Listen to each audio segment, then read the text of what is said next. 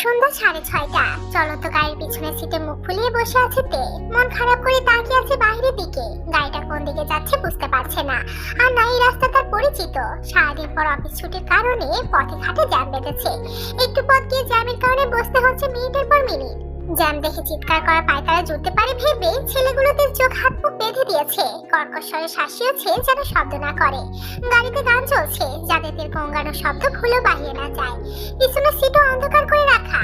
গাড়ির গ্লাস তুলে দেওয়ার বোঝার উপায় নেই জলজাত একটা মেয়েকে তারা কিডন্যাপ করে নিয়ে যাচ্ছে। কিডন্যাপ হচ্ছে জেনে তে প্রথম ভয় পেলেও এখন আর ভয় পাচ্ছে না, বরং রাগ হচ্ছে। মন চাইছে নিজেকে থাপড়াতে। মোট কথা সে এমন বোকামি করলো কিভাবে? নিজের পায়ে হেঁটে এসে গাড়িতে বসে যেসব চিন্তা করলো সেসব আগে কেন করলো না? কেন ভাবলো না বাইরের পৃথিবীটা জনজালে ভরা? বেশিরভাগই নারীখোর হায়না। এদিকে তার ফোনটাও কেড়ে নিয়েছে ছেলেগুলো। কিন্তু কারা এরা? কোথায় নিয়ে যাচ্ছে তাকে? এসবের পিছনে কে আছে? কে তাদের গোপন শত্রু? কি উদ্দেশ্য তার? তাকে মেরে ফেলবে নাকি তার গায়ে কলকের বেশি কালি লেপটানো তার উদ্দেশ্য? তাছাড়া আজকাল নাকি দলে দলে কিডনি চোর বের হয়েছে। অল্প বয়সী ছেলে মেয়ে ধরে নিয়ে গিয়ে কিডনি কেড়ে নিচ্ছে। তারও কি তাই করবে নাকি? যদি করে টাকার ভাগ তাকে দিবে নাকি পুরোটাই নিয়ে নেবে? যদি দেয় তো ভালো, নয়তো সেও বদমাইশগুলোর নামে মামলা ঠুকে দেবে। আর মেয়ের কিডনি কার 7 জন্মের মতো ঘুচিয়ে দেবে। আর্মি শব্দটা স্মরণ হতেই বাবার কথা মনে পড়ে গেল তার। ফুপিয়ে ফুপিয়ে কাঁদতে লাগলো সে। কাঁদতে কাঁদতে কান্নার গতি বেড়ে গেল। হঠাৎ তাকে কাঁদতে দেখে ছেলেগুলো একে অপরের মুখ চাওয়াচাই করলো। তাদের কাছে খবর আছে এই মেয়ে দেখতে ভোলা ভালো হলেও বহু চালাক। শয়তানি বুদ্ধি তার রন্ধে রন্ধে। তাই ভুলে এর অভিনয় করা যাবে না। না আবেগ দেখে মায়া করা যাবে। কেঁদে মরে গেলেও সান্ত্বনা দেওয়া যাবে না, কারণ কথার চক্করে ফেলে গোপন তথ্য নিয়ে নিতেও পারে। এই কথা ভেবে তারা কেউ কথা বাড়ালো না, বরং নিজেরা গল্প করতে লাগলো। তারপর জ্যাম ছুটলে গাড়ি ছোটালো নিজের রাস্তার পথ ধরে। এই রাস্তায় কেউ নেই দেখে তেজ চোখ মুখ খুলে দেওয়া হলো। ছাড়া পেয়ে সে উঠে বসলো। আশেপাশে তাকিয়ে বোঝার চেষ্টা করলো গাড়ি কোন দিকে যাচ্ছে। কিন্তু অন্ধকার জনমানব শূন্য রাস্তা দেখে ভয় চুপসে গেল।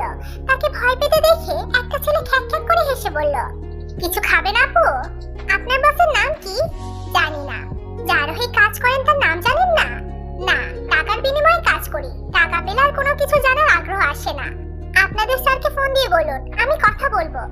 জায়গা মতো পৌঁছাই, শুধু কথা না অনেক কিছু করতেও পারবে। এই কথা বলে ছেলেটা শব্দ করে হাসতে লাগলো। তার হাসি দেখে হাসতে লাগলো সঙ্গে ছেলেগুলো। তেজু আর শক্ত করে তাকিয়ে রইলো। মনে মনে কয়েক দফা গালি বর্ষণ করে চুপ করে বসে রইলো।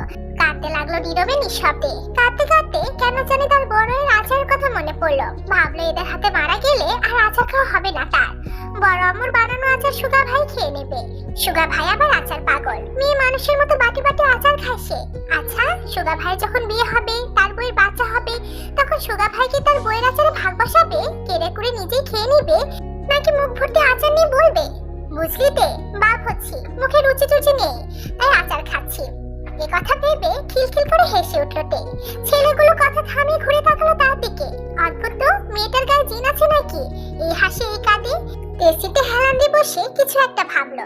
জিভ দিয়ে ঠোঁট ভিজিয়ে ভ্রু কুচকে একে একে সব ছেলেগুলোকে গুনে দেখলো। মোট 5 জন আছে গাড়িতে। একজন একটু পরপর কার সাথে যেন ফোনে কথা বলছে। একবার তার ছবি তুলে কাকে যেন পাঠালো সে। কয়েক মিনিটের মধ্যে পুনরায় কল এলে ছেলেটি রিসিভ করলো। বিনয়ী ভাব কণ্ঠে ঢেলে বলল, ট্রেনের দিকে যাচ্ছি স্যার, তাহলে গাড়ি ঘোরাবো?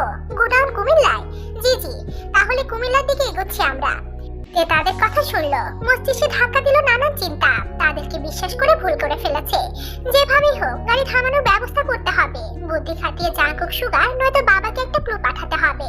তার আগে কথা বলে এদের মাথা খেতে হবে। ভয় পেলে চলবে না, বরং ভয় পেলে এরা রায় পাবে, মজা লুটবে। এই কথা ভেবে সে মন খারাপ দূর করে ঠোঁটে হাসি ফুটালো। এরপর কণ্ঠে মধু ঢেলে মিষ্টি করে ডাকলো, ভাইজান। পাশে বসা ছেলেটা তাকালো। সে আবার কানে কম শোনে। মেয়ে মানুষের মিনমিনে শোয়ের কথা বোঝেও কম।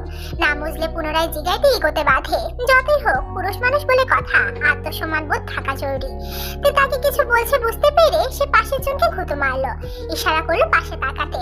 পাশের জন তখন সবে মুখে পানি নিয়েছিল পান করার জন্য। হঠাৎই পেটে ঘুরতে লাগায় মুখের পানি বেরিয়ে গেল। সে বিরক্ত হয়ে তাকালো কম শোনা ছেলেটার দিকে। তাকে তাকাতে দেখে ছেলেটা দাঁত বের করে হেসে পেটে দেখালো। ছেলেটার দৃষ্টি যেন বলে দিল তের উপর খুবই বিরক্ত, দু থাপ্পড় দিতে পারলে শান্তি পেত। মেয়েটার চোখ মুখ খুলে দেওয়া হয়েছে অনেক আগে, অথচ মেয়েটা না কাঁদছে আর না চিৎকার করছে।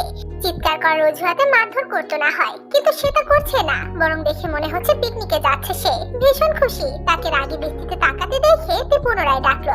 এবার ছেলেটি কর্কশ কণ্ঠে জবাব দিল, কিতা হয়েছে? তে ভ্রু কুঁচকালো, ইচ্ছে করলো মুখ বরাবর একটা ঘুষি মেরে বলতে, আমাকে কিডন্যাপ করে আমাকে বলছিস কিতা হয়েছে? হারামির দল, একবার ছাড়া পাই তোদের পিছনে লাল কাপড় বেঁধে জাঙ্কুক শাড়ির ঘুতো না খাওয়ালে আমার নামও তে না, তখন ভালো করে বুঝবি আমার আসলে কিতা হয়েছে। মনের কথা মুখ ফুটে বলা হলো না তের, কোনো মতে কথা গেলে মুখে এইটুকু করে বসে রইল। তখন ড্রাইভারের পাশে বসা ছেলেটা হাসি মুখে শুধালো, কোনো সমস্যা আপু? তে সাহস পেল, বেঁধে রাখা হাতটা মোচামুচি করে বলল, এই ভাই বড়য়ের আচার আছে আপনার কাছে? না নেই। নেই মানে? কেন নেই? এখন দেবো একটা গাঁটটা? কিডন্যাপ করার সময় মনে ছিল না গাড়িতে উঠলে আমার বমি পায়, মাথা ঘোরায়, এখন দিয়ে আপনার গায়ে হরহর করে বমি করে? মস্ত বড় ভুল হয়ে গেছে ম্যাডাম, পরের বার কিডন্যাপ করতে এলে আপনার জন্য বড়য়ের আচার নিয়ে আসবো। ঠিক আছে ঠিক আছে, কিন্তু আমাকে নিয়ে যাচ্ছেনটা কোথায়? এক কাজ করুন, কক্সবাজার, রাঙামাটি নয়তো সাজেকের দিকে চলুন। জীবনে কখনো মন খুলে বেড়াতে পারলাম না, এই সুযোগে ঘুরে আসাও হবে। ম্যাডাম, আমরা আপনাকে কিডন্যাপ করেছি, হানিমুনে নিয়ে যাচ্ছি না। আপনাদের মতো পেট মোটা বয়েরা টাকলা পোলাপানের সাথে আমি হানিমুনে যেতামও না। যা বলছি শুনুন, নয়তো আপনাদের মালিকের কাছে বিচার দিব কিন্তু। স্যার বলেছে আপনাকে কুমিল্লায় নিয়ে যেতে। কেন? রসমালাই খাওয়াতে? না, আপনাকে খেতে। আমাকে কেন খাবে? তার বাড়িতে মা বোন নেই? গিয়ে তাদের খাক। উনের বোনের দিকে নজর কেন? এ কথা শুনে ছেলেটা চুপ হয়ে গেল। গাড়ি উঠে অব্দি বকবক করতে আছে মেয়েটা, প্রশ্নের বহর থামছে না, কান মাথা সব ঝালাপালা করে দিল। শুধু বসের জন্য কিছু বলতে পারছে না, নয়তো এতক্ষণে জানে দফা রফা করে ফেলতো। ছেলেটা চুপ হয়ে গেল দেখে তে কথা বাড়ালো না, কিছুক্ষণ পর নড়ে চড়ে বসলো। কিন্তু কতক্ষণ আর এভাবে বসে থাকা যায়? একদিক দিয়ে নিশ্চিন্ত, জাঙ্কুক জেনেছে কিডন্যাপ হয়েছে, নিশ্চয়ই কোনো না কোনো পথ খুঁজে বের করবে সে। তবে ফোন অন থাকার কথা বলেছিল জাঙ্কুক, কিন্তু ছেলেগুলো তার ফোনটা কেড়ে নিয়ে বন্ধ করে দিয়েছে। রাত বাড়ছে, ঘড়িতে কটা বাজে কে জানে। আম্মুরা বাসায় ফিরেছে, ওনারা বাসায় ফিরে তাকে না পেয়ে চিন্তা করছে নিশ্চয়ই, কান্নাকাটিও শুরু করে দিয়েছে বোধহয়। এখন কি করবে সে, কিভাবে ছাড়া পাবে? রোজ পত্রিকা খুলে দেখা যায় ধর্ষণের সংবাদ, তার সাথেও কি এমন কিছু ঘটবে? জীবন বাড়ির সদস্যদের মাথা হেট হবে শুধু তার বোকামির কারণে? বড় আপু, মেজো আপু, আব্বু, সুগা ভাই, জাঙ্কুক ভাই, তারা কি লজ্জায় পড়ে যাবে? তাদের সুপূর্ণ জীবনে অসম্মানের তোকমা লাগবে তার কারণে? বড় আম্মু, মেজো আম্মু, আম্মুরা কি তার জন্য কাঁদবে? আয়ু আপু, জিমিন আপু, এরা কি মন খারাপ করবে নাকি খুশি হবে জ্বালাতন করা মানুষটা হারিয়ে গেলে? এসব ভেবে তার গলা শুকিয়ে এলো, কণ্ঠ রোধ হয়ে এলো বুক চাপা কান্নায়। ভয় কাঁপতে লাগলো সে। নির্জন রাস্তা, তার উপরে এতগুলো ছেলে। সিটে হেলান দিয়ে চোখ বন্ধ করে বসে রইল তে। না, একটু খাওয়া দরকার। সে ছেলেগুলোকে বললো পানি খাবে, তাকে পানি খাওয়ানো হলো। কিছুক্ষণ পর বললো ক্ষুধা পেয়েছে, তাকে খাবারও দেওয়া হলো। অথচ খাবার গলা দিয়ে নামছে না। মানুষ ভয় পেলে কিংবা টেনশন করলে বুঝি এমনই হয়। ফোন এখনো বন্ধ হয়ে পড়ে আছে।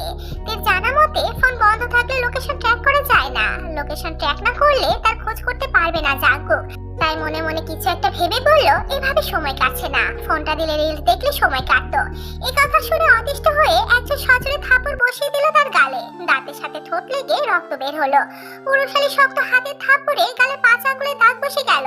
তে হতবাক হয়ে তাকিয়ে রইল ছেলেটার দিকে। অপরাণে মারার জন্য খুব রাগ হলো তার। সেও এক পা তুলে আচমকা লাথি বসালো ছেলেটার প্যান্ট বরাবর। তার এহেন কাণ্ডে পাশের ছেলেটা এবার রেগে আরেকটা থাপড় বসিয়ে হেজাব টেনে খুলে ফেললো। এক হাতে নাক চেপে ধরে আর এক হাতে শক্ত করে চেপে ধরলো তের গলা। নিঃশ্বাস নিতে না পেরে তে কাটা মুরগির মতো ছটপট করতে লাগলো। হাত পা ছুড়ো ছেলেটাকে ছাড়াতে পারলো না। এবার প্রাণটা বুঝে যায়। এতক্ষণ ভয় দূর করতে বকবক করছিল তে। বোঝাতে চেয়েছিল সে ভয় পাচ্ছে না, স্বাভাবিক আছে। আসলে কি তাই? এতগুলো ছেলের মাঝে স্বাভাবিক থাকা কি যায়? থাকা কি সম্ভব? এদিকে তার বকবকানিতে অতিষ্ঠ হয়ে অন্য ছেলেগুলো থামানো তো দূর, এগিয়ে এলো না, বরং দেখলো, হাসলো। পরে তের চোখ জোড়া উল্টে আসলে তারা ছেলেটাকে কোনো মতে সরালো। তবে ছেলেটা সরার আগে তের বুকে সজোরে একটা লাথি বসালো। লাথিটা লেগেছে হাত বরাবর। এই বুঝি প্রাণটা বেরিয়ে এলো। জন্মের পর গায়ে ফুলের টোকা না পড়া মেয়েটা অসহ্য যন্ত্রণায় গুমড়ে উঠলো। তার হাত পাও ধীরে ধীরে শীতল হয়ে এলো। চোখে নামলো গাঢ় অন্ধকার। কানে বাজলো প্রাণপ্রিয় বাবার আদরে ডাক, মাতে, কই তুমি মা? ছোট থেকে অতিরিক্ত চঞ্চল, বাচার, দুষ্টু বুদ্ধির অধিকারিণী। তবে সে যতই চঞ্চল হোক, দুষ্টুমি করুক, কেউ তাকে এভাবে মারেনি। মিস্টার নামজুলের কারণে মারা সাহস করেনি কেউ। শুধু মাঝে মাঝে মার খেত জাঙ্কুকের হাতে, তা তার অপকর্মের কারণে। এই জন্য জাঙ্কুকে পাষাণ উপাধিও দিয়েছে। তবে আজ বুঝলো জাঙ্কুক ভাই মারলেও রয়ে শুয়ে সহ্য করার ক্ষমতা বুঝেই মারতো। আর এরা, তবে বলতেই হয় জাঙ্কুক ভাই আর এদের মারের মধ্যে অনেক তফাৎ, আকাশ পাতাল তফাৎ। জ্ঞান হারালো, অচেতনদের মাথাটা ধাক্কা খেলো গাড়ির কাছের সাথে। হঠাৎ গাড়ি ব্রেক করায় আবার গিয়ে ধাক্কা খেলো সামনের সিটে। তবুও ছেলেগুলো দেখেও দেখলো না, বিরক্ত মুখে ফোনে ব্যস্ত হয়ে পড়লো। অন্যের বাড়ির মেয়ে মরুক বাঁচুক, যা ইচ্ছে করুক, তাতে তাদের কি? অগত্যা তিন জীবনের এক কলেজা অনাদরে পড়ে রইল সিটের উপরে। তিন মায়ের আদরের রাজকন্যাটার আঘাত পেয়ে কপাল ফুলে কাল সিটে পড়ে গেছে।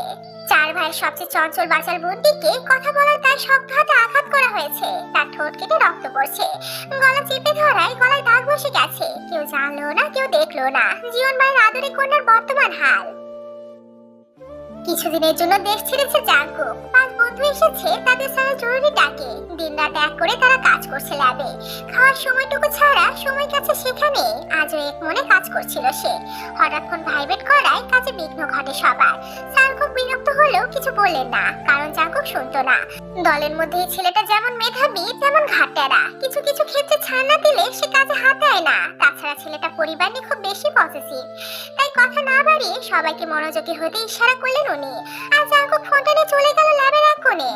ডিসপ্লেতে ভাসছে ব্যাঙাচি নাম। কল রিসিভ করে তার কথা শুনে চিন্তা বেড়ে গেছে তার। সে স্যারকে বলে বেরিয়ে এসেছে ল্যাব থেকে। কথা বলতে বলতে কল কেটে গেলে দৌড়ে এসেছে তার জন্য বরাদিকৃত রুমে। ল্যাবের আপন পড়া অবস্থাতেই বসে পড়েছে ল্যাপটপ নিয়ে। ল্যাপটপে শো করছে তার ফোনের সকল তথ্য। চেষ্টা করছে ফোনের লোকেশন ট্র্যাক করার। যদিও ফোন বন্ধ, তারপরও বেশিরভাগ ওয়্যারলেস চিপগুলি ডিভাইস বন্ধ থাকা সত্ত্বেও কাজ করতে থাকে। কিছু কিছু কম্পোনেন্ট লো পাওয়ার মোডে চলতে থাকে আইফোন বন্ধ হওয়ার 24 ঘন্টা পর্যন্ত। তথ্য অনুযায়ী উপাদানগুলো শক্তি থাকে এবং ট্র্যাকিংও সক্রিয় থাকে। মোট কথা সিস্টেম ওয়াইড অ্যাক্সেস সহ সেটিং ব্যবহার করে ফোনের নিয়ন্ত্রণ নিতে পারে বন্ধ থাকা অবস্থাতেও। তাছাড়া সেও যেন জানতো ফোনটা হারাবে, নয়তো কোনো অঘটন ঘটাবে এই মেয়ে। বরং অঘটন না ঘটলেই অবাক হতো। সেই চিন্তা মাথায় রেখে আগে থেকে শক্তপোক্ত ব্যবস্থা করে রেখেছে। কিছুক্ষণ চেষ্টা চালানোর পর সে সফল হলো। ফোনের লাস্ট লোকেশন শো করছে ঢাকাতে এবং সেটা যাচ্ছে ফেনীর দিকে। জাঙ্কুক ল্যাপটপে দৃষ্টি রেখে কল করলো মিস্টার বুগামকে। জানালো ঘটে যাওয়া পুরো ঘটনা। মিস্টার বুগাম ঠান্ডা মাথায় পুরো ঘটনা শুনলেন, ভাবলেন। তারপর জানালেন সেনাবাহিনী ক্যাম্পের ঊর্ধ্বস্থ কর্মকর্তাকে। আধা ঘন্টার মধ্যে ফেনীর রাস্তা ব্লক করার ব্যবস্থা করা হলো। পুলিশও নেমে গেল রাস্তায়। সেই রাস্তার প্রতিটা পয়েন্টে থাকা ট্রাফিক পুলিশদের সিগন্যাল পাঠানো হলো। এইটুকু সময়ের মধ্যে যতটুকু করা সম্ভব করলো। কিন্তু তাতে কিছু হবে তো? বাঁচাতে পারবে তো তাদের বাড়ির প্রাণবন্ত ফুলটাকে? এদিকে সুগার কাছে এই খবর পৌঁছে গেছে অনেক আগে। তার এই লোক দেখেছে দেখে একটা কালো গাড়িতে উঠতে। তৎক্ষণাৎ জানিয়েছে কথা। সুগার খেয়ে ঘুমিয়েছিল। হঠাৎ ফোনের গোগো শব্দে খুব বিরক্ত হয়। দু পায়ের মাঝে জড়িয়ে ধরে থাকা কোলবালিশকে জড়িয়ে ধরে গালি দেয় কলদাতাকে। দু একবার রিং হয়ে থামছে না যখন, তখন উঠে কল রিসিভ করলো সে। রাগে ফুসফুস করতে করতে বলল, ওই চোদ, কল করার সময় পাসনি? আমি ঘুমালে তোর ফোন দেবার মন চাই? আমার ঠাপনা খাইলে শান্তি পাও না তুমি, তাই না? আসো শালা, আগে তোমার মনের শখ মিটাই। ভুল হইছে ভাই, একখান কথা জানার লিগে ফোন দিছি ভাই। পরে জানা যায় তো না কথা। ঢাকা মেট্রো গ 52 521 স্টার। এটা আপনাদের গাড়ির নাম্বার? গাড়ির রং কালো। এই কথা শুনে সুগার ঘুম ছুটে গেল। তার মা চাচিরা বাইরে গেছে, তাদের কিছু হলো না তো? কিম সয়ং হঠাৎ করে গাড়ির কথা জানতে চাইলো কেন? এই কথা মস্তিষ্কে টোকা মারতেই তার ভ্রু কুঁচকে গেল। সোজা হয়ে দাঁড়িয়ে মনে করলো তাদের বাড়ির সব গাড়িগুলোর নাম্বার। এই নাম্বারে গাড়ি নেই তাদের। তাই সে বলল, কাহিনী কি কিম সয়ং? গাড়ির নাম্বার জিগালি কেন? আপু কিছুক্ষণ আগে কালো একটা গাড়িতে উঠেছে। সঙ্গে ছিল 5টা ছেলে। তবে তাদের দেখে মনে হলো আমাদের এরিয়ার ছেলে না তারা। গাড়ি ফলো করতে থাক, আসছি আমি। বলো গাড়িটা যেন চোখের আড়া না হয়। ঠিক আছে ভাই। তারপর থেকে কিম স্যার নামে ছেলে সহ কয়েকজন গাড়িটাকে ফলো করছে। এর গাড়ির পিছনে রয়েছে তাদের গাড়িটা। কিন্তু দুর্ভাগ্যবশত সেই মুহূর্তে কিম স্যারের গাড়ির টায়ার পাঞ্চার হয়ে যায়। চোখের পলকে তারা হারিয়ে ফেলে তাদের গাড়ি। নিখোঁজ হইতে তাকে খুঁজতে উঠে পড়ে লেগেছে তার বাবু বড় ভাইয়েরা। এই কথা শুনে সিওন হো হো করে হাসলো। তারপর অর্ধনগ্ন শরীরে বিছানার হেডবোর্ডে হেলান দিয়ে বসলো। হাত বাড়িয়ে সিগারেট নিয়ে সিগারেটের ধোঁয়া উড়াতে উড়াতে কল করলো কিডন্যাপারদের একজনকে। বলল, মেয়েটা কই? গাড়িতেই আছে। কিছু করিসনি তো তাকে? না স্যার, আমার খাবার সে। ভুলেও টাচ করবি না ওকে। জি স্যার। ওর ফোন আর ওকে গাড়িতে রেখে পালা দেখি এবার। কেন স্যার, কুমিল্লা যাব না? ওর বাপ ভাইরা আসছে তোদের পিছনে বাটাম দিতে। বাটাম নিতে পারলে গাড়িতেই বসে থাক। বাই দ্য ওয়ে, আমি কিন্তু চিনি না তোদের। বাই। এই কথা বলে কল কাটতে গিয়েও থেমে গেল সিয়নহো। কিছু একটা ভেবে ঠোঁট কামড়ে হাসলো। ছবিতে দেখা মেয়েটাকে মনে ধরেছে। হাত নিষ্পিস করছে ছুঁয়ে দেখতে। শরীরের গঠন অস্থির। দেখে মনে হচ্ছে পুরুষালী হাত পড়েনি লতানো দেহে। বাবা ভাই যে খুব আদরে বড় করেছে সেটা দেখে বোঝা যায়। তবে নারী যখন হয়েছে পুরুষ তো ছবে, আদরের ছাপ পড়বে তার সর্বাঙ্গে। পুতুলটাকে যখন খুবলে খাবে তখন কি আর আমার স্নিগ্ধরূপ থাকবে? থাকবে না। এতদিন যত মেয়ের গায়ে তার হাত পড়েছে সেই মেয়ে মারা গেছে। কেউ বা মরেছে সঙ্গম চলাকালীন, কেউ বা মাত্রাতিরিক্ত রক্তক্ষরণে। এখানে তার তো দোষ নেই, সব দোষ মেয়েগুলোর। তারা কেন তার রুটি আদর নিতে পারে না? মেয়ে হয়ে যখন জন্মেছে পুরুষের আদর কেন নিতে পারবে না? কেন? যারা পারে না তাদের মরে যাওয়াই ভালো। এত নরম সরম মানবীদের জন্যই পৃথিবী নয়। তাকে চুপ থাকতে দেখে ছেলেটি ভয়ে ভয়ে বলল, ওরা খোঁজ কিভাবে পেল বস? কাদের বাড়ি মেয়ে তুলেছিস খোঁজ নিসনি? না নিলে নিসনি। তবে এটা কেবল ট্রেলার ছিল, সিনেমা এখন বাকি। গা ঢাকাতে যতদিন না আমি বলবো ততদিন বাইরে বেরোস না, নয়তো সুগা জাগুক তোদের এক একটাকে ধরে এমন থাপ দেবে বাপ বলারও সময় পাবি না। সুগাকে নিয়ে ভয় আছে, তবে জাগুকই তো ওইরকম মনে হয়নি। সুগার থেকেও জাগুক ডেঞ্জারাস। সুগা প্রকাশ্যে খেলে আর জাগুক চাল বুঝে দান ফেলে। আরেকটা চিজ বটে। কথার কথা এক কথা, আমরা ফেসে যাব না তো বস? আমি কি করে বলবো? ফাঁসবি নাকি কি করবি তোরা জানিস। তবে হ্যাঁ, আমার সাথে চালাকি করতে যাস না। চালাকি তোমাদের পিছন দিয়ে ভরে দেব, আউজ করার সময় দেব না। মনে রাখিস আমি এসবে দারুণ এক্সপার্ট। এই কথা বলে সিয়নহো কল কেটে দিল। ছেলেগুলো একে অপরের দিকে তাকিয়ে চিন্তিত হয়। তাদেরকে দিয়ে কাজ করিয়ে ফাঁকতালে নিজেই কেটে পড়ছে। আবার শীতল কণ্ঠ ছেটেও দিচ্ছে নাম না বলার জন্য। এ লোক ঠান্ডা মাথার খুনি প্রথমে বুঝতে পারেনি। বোঝার উপায় নেই, কারণ এ লোক ডিলার নয়। তাদের সাথে ডিল করেছে অন্য কেউ সেই মানুষটাকেও চেনে না। মোট কথা টাকার পোকা তারা, যার থেকে টাকা পাই তার হয়ে কাজ করে। তাছাড়া কিডন্যাপ কেস এই প্রথম তাও নয়, পূর্বেও বহুত জনকে করেছে। হাত পা লুলা করে বাড়ির সামনে ফেলে এসেছে। কাউকে মেরে গুম করে দিয়েছে, কাউকে বা টাকার বিনিময়ে প্রাণ ভিক্ষা দিয়েছে। এসব কাজ বহুতবার করেছে বলে জীবনবাড়ির মেয়ে তুলতে এত কিছু ভাবেনি। এখন মনে হচ্ছে এবার যার ভুল করে ফেলেছে তাদের খোঁজ নেওয়া উচিত ছিল। সুগা পশু কুরবানির মতো করে মানুষ জবাই করে, জাগুকও নাকি কম নয়। এমন ভয়ঙ্কর ভাইদের আদরে বোনকে তুলে আনা উচিত হয়নি। এখন নিজেরাই না মরা পড়ে। নিজেদের অভিজ্ঞতা থেকে বুঝেছে বড় লোকগুলো গিরগিটি হয়, সময় সময় রং বদলায়। সিয়নহোর মতো নিমক হারাম টাইপের হয়। কাজ করিয়ে পরে তাদেরকেই চিনতে পারে না। অগ্রিম টাকা নিয়েছিল বিধায়, নয়তো টাকা ছুটতো সারা সিয়নহোর মুখে। এখন কিচ্ছুটি করারও নেই। বাঁচতে চাইলে চোখ বুঝে জানলে পালাতে হবে। বিড়বিড় করে এসব বলতে বলতে তারা গাড়ি থেকে বের হলো। ফেনীতে ঢুকতে পারেনি এখনো। এটা কোন জায়গা ধারণা করতেও পারলো না। আশেপাশে রাস্তা আছে বোধ হয়, গাড়ি চলাচলের শব্দ আসছে। পাঁচজন গাড়ি থেকে নেমে তাকালো অবচেতনদের দিকে। থাপড়ের আঘাতে মেয়েটার ঠোঁট ফেটে রক্ত বেরোচ্ছে, কপালে কাল শীতে, ফর্সা দোকানে থাপড়ের দাগ। দলের ছেলেগুলোর একজন থেকে বড় করে দাঁত বের করে হেসে বলল, মামা মাইয়াটা কিন্তু বহুত সুন্দরী। এমন জিনিস ফেলাইয়া যাইতে মন চাইতেছে না। খাইতে না পারি, একটু চটকাইতে তো পারি, তাই না ক? তুই চটকা, আমরা জায়গা। হের বাপ ভাইরা আইতেছে। হের ভাইরে তো চিনিস না, শালা সেই জাল্লাদ। চোখের পলকে কল্লা কাটে। তোর কল্লাও কাইটা তোর মায়ের তরবারক হিসেবে পাঠাইয়া দেবনে। সব যাই না হের বুনে উঠাইছিলি কেন তাহলে? তোর কথায় এসে এখন দেখে সত্যি সত্যি মরতে হইব বাল। আমিও জানতাম না, পরে জানছি। তাই হের বড় ভাই রেকর্ড ভালো না, বহুত ডেঞ্জারাস আছে। হাতে পড়লে জান শেষ। মাম্মা হাটন ধর, বাইচা থাকলে মেলা মাইয়া পাবি। এই কথা বলে থামতেই খেয়াল করলো আরেকজন তার আইফোন ধরে নেড়ে চেড়ে দেখছে। চোখে লোভাতুর দৃষ্টি, একদম নিয়ে আইফোন। মায়ের বাপে বোধহয় মেলা বড় লোক, না হলে এইটুকুন মায়ের কেউ আইফোন দেয়? তারও মেলা দিনের শখ একটা আইফোন কেনার। আইফোন যে ছবি আসে না, পুরাই অস্থির। ওর মনের অবস্থা বুঝে পাঁচজন ফোনটা সো মেরে কেড়ে নিল। তারপর গাড়ি থেকে স্যানিটাইজার নিয়ে রুমালে মাখালো। এরপর রুমাল দিয়ে ফোনটা ভালো করে মুছে অন করে ছুঁড়ে মারলো তের দিকে। তখনই ফোনটার আলো জ্বলে উঠলো। একের পর এক ফোন কল আসতে থাকলো। কখনো বাবা মা, সুগা ভাই, বড় আব্বু, সব থেকে বেশি কল এলো বিশুদ্ধ পুরুষ নামে সেভ করা নাম্বার থেকে। কলের বহর থেকে তারাও বুঝে নিল এই নাম্বার ট্র্যাক হচ্ছে বা হতে পারে। এই কথা স্মরণে আসতেই তারা একে অন্যের দিকে তাকিয়ে প্রাণপণে ছুটতে শুরু করলো। পাঁচজন ছেলে ছুটতে ছুটতে আধারে মিলিয়ে গেল, আর অবচেতনতে সেভাবেই পড়ে রইল। প্রায় আড়াই ঘন্টা পর একটি গাড়ি এসে থামলো তীর গাড়ির পেছনে। লোকেশন এখানে শো করছে, অর্থাৎ ফোনটা এখানে আছে। সুগা কোমরে পিস্তল গুজে গাড়ি থেকে নামলো।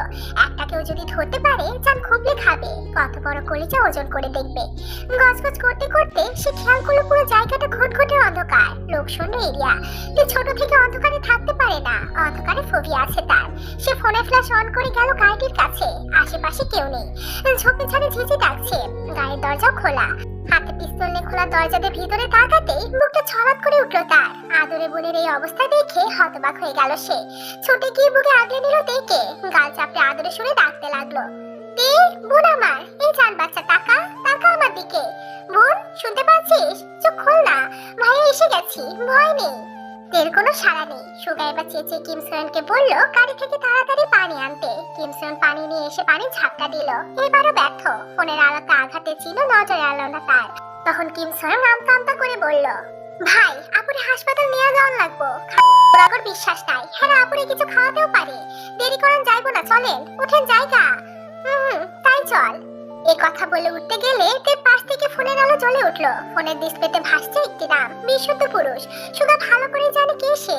কলের বহর দেখে বুঝতে বাকি রইল না অপর পাশের মানুষটি অস্থির, বিচলিত, চিন্তিত। তাকেও শান্ত করা জরুরি, তাই সে তেকে আগলে রেখে ফোনটা রিসিভ করলো। তখন জাঙ্কুকের বিচলিত কণ্ঠস্বর শোনা গেল, হ্যালো তে, আমার কথা শুনতে পাচ্ছিস? হ্যালো জাঙ্কুক, আমি ভাইয়া বলছি, ওকে পেয়ে গেছি, বাসার দিকে যাচ্ছি, গিয়ে কথা বলছি। ও ঠিক আছে ভাইয়া। সত্যি ঠিক আছে, ওকে ফোনটা দাও। সেন্সলেস। এই কথা শুনে জাঙ্কুক চুপ হয়ে গেল। এরপর থমথমে গলায় বলল, সেন্সেলে বোর্ডে টার্টিস দেখে স্কেচ করাবে। 5-10 যতজনই হোক, তোমার বোনকে বলবে তাদের মুখাবয়ব মনে করে আর্টিস্টকে জানাতে আমার স্কেচ চাই মানে চাই। আর শরীরে আঘাতের চিহ্ন থাকলে বাড়ির দিকে যাওয়ার দরকার নেই, আপাতত ফুপির বাসায় যাও। ফুপিকে আমি জানিয়ে রাখছি। রিল্যাক্স ভাই, দেখে মনে হচ্ছে ওইরকম কিছু ঘটেনি, ভয় সেন্সলেস বোধ হয়। আপাতত হাসপাতালের দিকে যাচ্ছি, রাখছি। এই কথা বলে সুগা কল কেটে ফোনটা পকেটে রাখলো। একে কোলে নিয়ে বের হলো গাড়ি থেকে। তার গাড়িতে বসে কিম সোয়েনকে বললো গাড়ি চড়ে টান দিতে। কিম সোয়েন সুগার কথা মতো তাই করলো। সুগা তখনও তের জ্ঞান ফিরাতে মুখে পানি দিচ্ছে, কখনো ডাকছে না, কিছুতেই কিছু হচ্ছে না। তখন মনে হলো বাড়িতে খবরটা জানানো দরকার, খুব টেনশনে আছে সবাই। তাই সে জিমিনকে অল্প কথায় মেসেজ করে জানিয়ে দিল। তারপর ছুটলো আশেপাশে কোনো হাসপাতালে, তের আগে জ্ঞান ফিরানো দরকার। এদিকে সুগার কথায় জাঙ্কুকের বুক থেকে যেন পাথর নেমে গেল। ধপ করে বসলো বিছানায়, গা ঘেমে একাকার অবস্থা। পরের অ্যাপ্রন খুলে বিছানায় শুয়ে পড়লো। কিছুক্ষণ সেভাবে শুয়ে থেকে বুকের বাঁ পাশে হাত বুলিয়ে বুক ভরে শ্বাস নিল। এতক্ষণ দমটা বুঝি গলায় আটকে ছিল, তবে ঘটনাখানা স্বাভাবিকভাবে নিতে পারলো না। কেন জানি তার মনে হচ্ছে কেউ ইচ্ছে করে কাজটা করলো, সংকেত নতুবা সতর্কতা বার্তা দিতে। কিডন্যাপ করে নির্জন রাস্তায় নিয়ে গিয়ে ফোন অন করে রাখার ব্যাপারটা আরো বেশি অস্বাভাবিক লাগছে। এটাও তো দেখতে হবে কার কলেজায় বার চড়েছে যে জীবন বাড়ির মেয়ের দিকে হাত বাড়ায়। কে? ব্যাপারটা ছোট করে দেখলে হবে না তো, নিশ্চয় এর পিছনে কেউ আছে। তবে কে সে? কি বা তার উদ্দেশ্য? মেয়েকে পাওয়া গেছে শুনে মিস্টার বুকাম এই খবর জানিয়ে দিলেন। যেসব পুলিশ উপর মহলের আদেশে রাস্তায় নেমেছিল তারা ফিরে গেল। ট্রাফিক পুলিশদের কাছে বার্তা পৌঁছে গেল। ঘন্টা খানিকের মধ্যে যেমন তৎপর হয়ে পড়েছিল, তেমনি সবাই থেমে গেল। সবকিছু পাওয়ার হাতে পাওয়ার থাকলে সব সম্ভব। সব যেখানে থানায় গেলে 24 ঘন্টার আগে মিসিং কেস নেয় না, সেখানে 1 ঘন্টার মধ্যে ঢাকা থেকে ফেনীর রাস্তা ব্লক করে ফেলেছে পুলিশ ট্রাফিক। সুগার অবস্থান জেনে উনিও ছুটলেন আদরে মেয়ের কাছে। সুগা ততক্ষণে দিকে একটা হাসপাতালে নিয়ে এসেছে, তাকে চিকিৎসা দেওয়া হচ্ছে। রেপ কেস ভেবে ডাক্তাররা প্রথমে হাত দিতে চাইছিলেন না, পরে ডাক্তারকে বোঝানো হয়েছে পারিবারিক ক্ষোভ মেটাতে কিডন্যাপ করা হয়েছে, রেপ কেস না, রাগের মাথায় আঘাত করা হয়েছে। ডাক্তার আরো কিছু বলতেন, কিন্তু মিস্টার বুগামের পরিচয় পেয়ে দমে গেলেন। দ্রুত সেবা প্রদানের ব্যবস্থা করলেন।